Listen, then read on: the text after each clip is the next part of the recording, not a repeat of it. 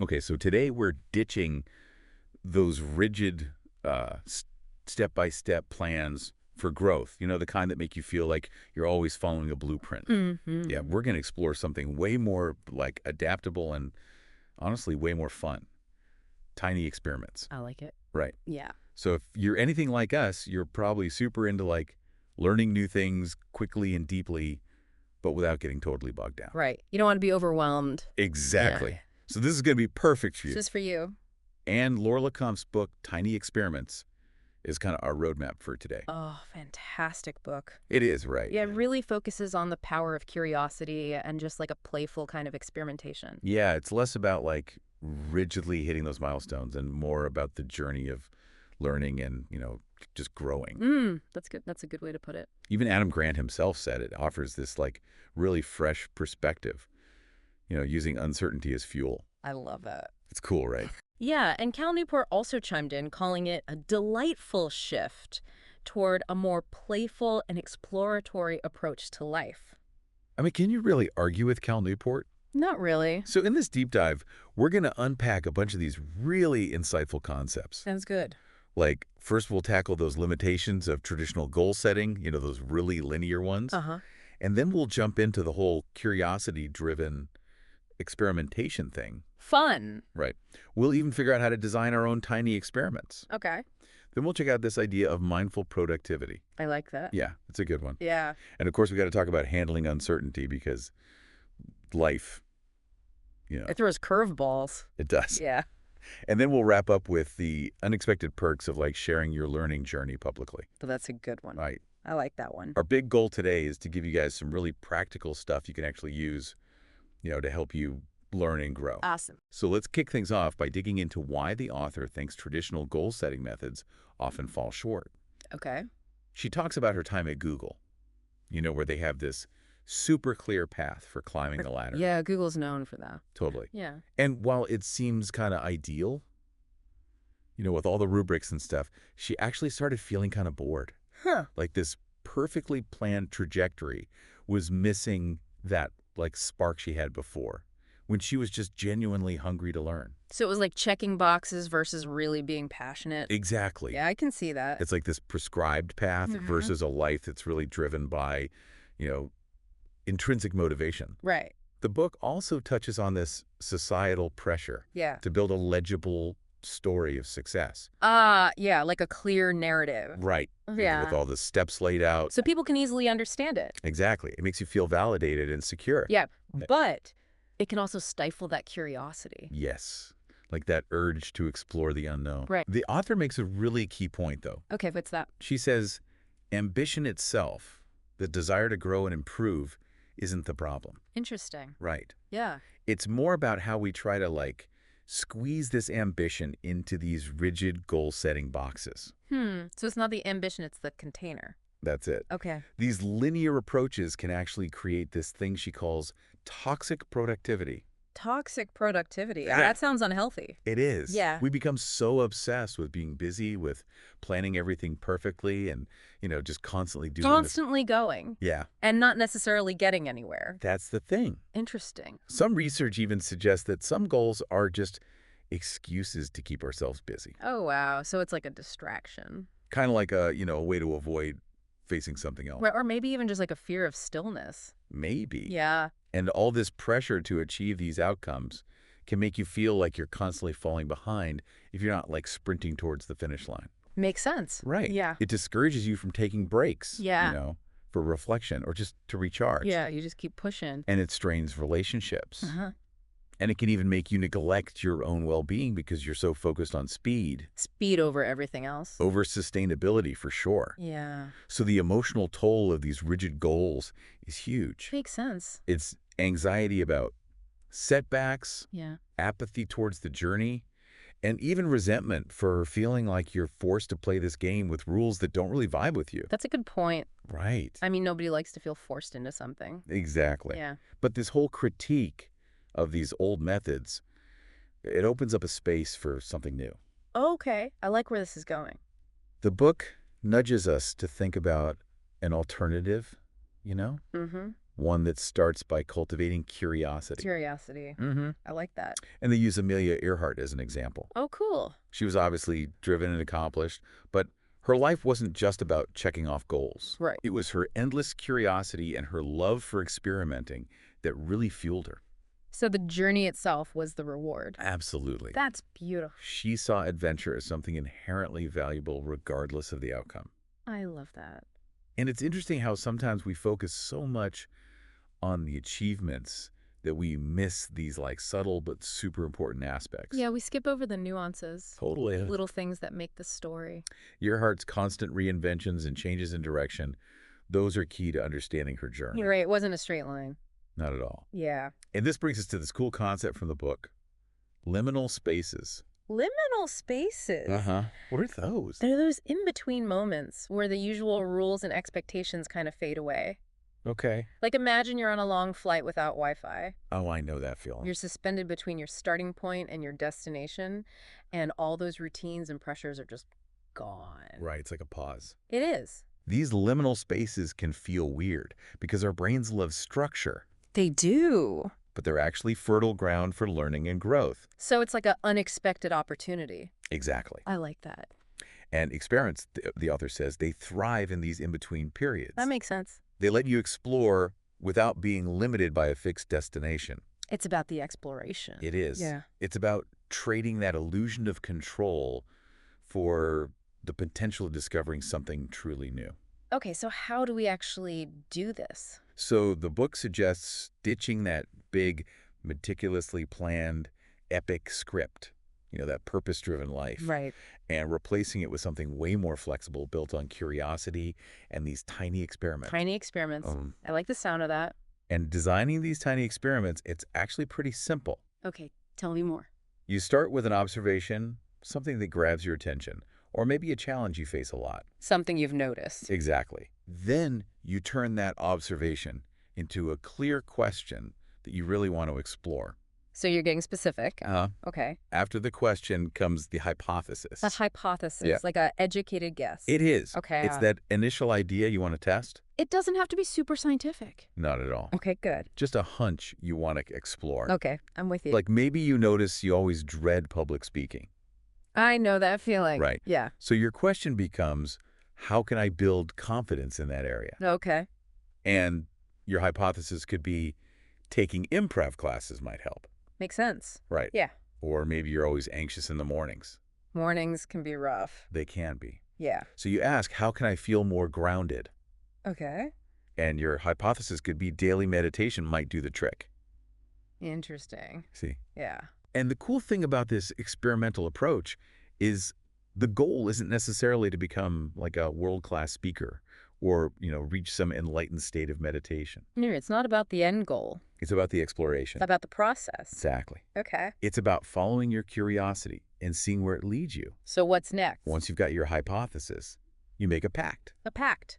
Like a commitment. Exactly. Okay. It's an actionable commitment you stick to for a set amount of time. A time frame. Mm-hmm. Okay. The book uses the hashtag 100 Days Off Code Challenge as a great example. Oh, yeah, I've heard of that. Callaway committed to coding every single day for 100 days. Wow, that's a commitment. It is. Yeah. And not only did it help him improve his skills, but it also created this awesome online community. That's amazing. Right. Yeah. It shows how powerful that public pledge can be. Like external accountability. It is. Yeah. It keeps you going even when you're not feeling super motivated. Right? It gives you that extra push. Totally. Okay. Now, let's move from the world of Chronos, which is like linear time, clocks and calendars, Okay. to Kairos. Kairos, uh-huh. What's that? It's a different way of experiencing time. Okay. It's qualitative and experiential. Interesting. Our obsession with Chronos, with every minute and second, makes us feel like there's never enough time. Always rushing. And always stress. Yes. Yeah, I feel that. Right. Yeah. The Kairos focuses on the quality of each moment as you live it. So it's about being present. Exactly. Okay. The book talks about these magic windows. Magic windows. Yeah. I like It's those. when you're so absorbed in something that time kind of disappears. Like being in flow. It is. Yeah. And mindful productivity becomes super important here. Mindful productivity. It's about shifting from just doing more to actually being more present and appreciating those experiences. That makes a lot of sense. Right. Yeah. Because our cognitive resources are limited. Right, we can't multitask forever. Exactly. Yeah. Our executive function and working memory, they can only handle so much. So multitasking actually makes us less effective. It does. Yeah. That's why the book introduces these Kairos rituals. Kairos rituals. Uh-huh. Okay. They're little things you do to shift into that state of presence and focus, Like what kind of things? like taking a few deep breaths before starting a task, Okay. or making tea really mindfully, I can see that. or even listening to calming music. I like that one. It's all about finding something that resonates with you personally. Something you enjoy. Exactly. Yeah. Not just another chore on your list. So we've talked a lot about goals and productivity. What about procrastination? Oh, procrastination, No? the universal struggle. Right. The book has this really cool take on it, though. Okay. I'm intrigued. They say it's not laziness or a lack of willpower. It's actually a signal. A signal Mhm. of what? It points to underlying psychological roadblocks or unmet needs. Oh, so it's like a symptom, not the cause. Exactly. Okay, that's interesting. So they introduce this triple check Mm, framework. triple check. Yeah, you look at the head, the heart, and the hand. The head, the heart, and the hand. Uh-huh. What do those represent? So is the task actually right for you, skill-wise and responsibility-wise? Who's the head? That's the head. Okay. Then the heart. Does it excite you? Does it motivate? Does it motivate you? Got it. And then the hand. Is it realistically doable right now? Do you have the resources and the time? Exactly. Okay. So by analyzing those three things, Yeah. you can understand why you're hesitating. So it's like problem-solving procrastination. It is. Okay. Instead of beating yourself up about it. Right. There's this great example in the book about Amy, a nurse. Oh, interesting. Her procrastination with certain tasks wasn't because she was lazy. Okay. It was self-preservation. Self-preservation. Yeah. How so? She was working in this crazy demanding healthcare system. So it was a way to cope. Exactly. Interesting. It shows how external factors can play a huge role. Right. It's not always just us. No, Sometimes it's the system. absolutely. Yeah. And the book also tackles this pressure to be perfect, which I think we all feel. Oh, for sure. This fear of messing up and these crazy expectations, they can really hold us back. Yeah, they can paralyze you. They can. Yeah. So the book offers this idea of intentional imperfection. Intentional imperfection. What Uh-huh. does that mean? It means you choose where to focus your energy. Okay. You acknowledge that you can't be amazing at everything all the time. Right. You have to prioritize. You do. Yeah. It's about sustainable excellence. Sustainable excellence. Yeah. I like that. It's not about chasing fleeting perfectionism. Right, because that's exhausting. It is. Yeah. And they give this example of Ben Trotsky, a bond manager. Okay. He used this strategic mediocrity approach. Yeah. Strategic mediocrity. I know it sounds weird, Yeah. but he intentionally didn't try to be number one all the time. Uh-huh. And it actually led to long-term success. So he paced himself. Exactly. Interesting. It's about prioritizing well-being over that constant pressure to be the best. Right, because that's not sustainable. It's not. Yeah. So to keep growing and adapting the book Mm-hmm. introduces this reflection method called plus minus next. Plus minus next. Okay, Yeah. break that down for me. You basically take a minute to think about what worked well, Plus. plus Okay. what didn't work, Minus. minus, Got it. and what you'll do differently next time. Next. Next. Okay, that's simple but effective. Right. Yeah. It creates these growth loops by connecting your actions with reflection. So you're constantly learning and improving. Exactly. I like that. Now let's zoom out a bit and look at this tool called the steering sheet. Steering sheet. Mm-hmm. Okay. It helps you make decisions by considering both external and internal signals So looking at both the outside world and your own inner world. and how you're feeling. Exactly. Okay. It's about deciding whether to keep going pause or make a big change. Based on what's happening around you and within you. Exactly. That's a good approach. And of course, life throws curveballs. It does? So the book has this two-step reset for those moments. Two-step reset. Uh-huh. Okay, tell me more.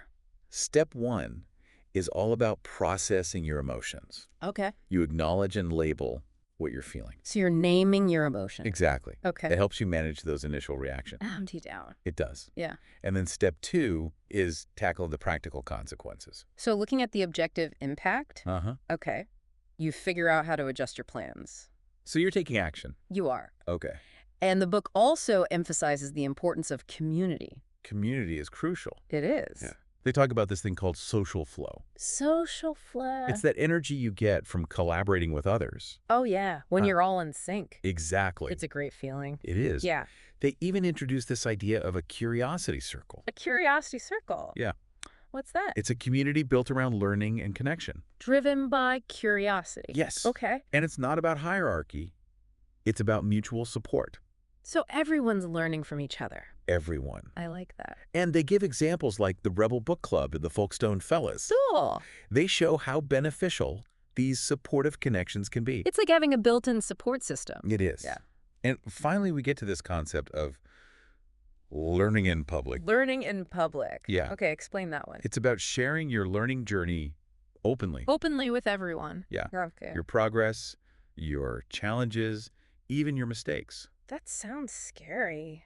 It can be, Yeah. but it has tons of benefits. Like what? You get early feedback, you boost your creativity, you clarify your thinking, you expand your network, and you learn way faster. Wow, that's a lot. It is. Okay, I'm listening. I know it can feel intimidating. Yeah, putting yourself out there. Totally. Yeah. But the book reminds us that everyone has something valuable to share. Even if we don't feel like experts. Exactly. Okay, that's reassuring. And feedback, even the critical kind, helps you grow. Right, it's all part of the process. It is. Yeah.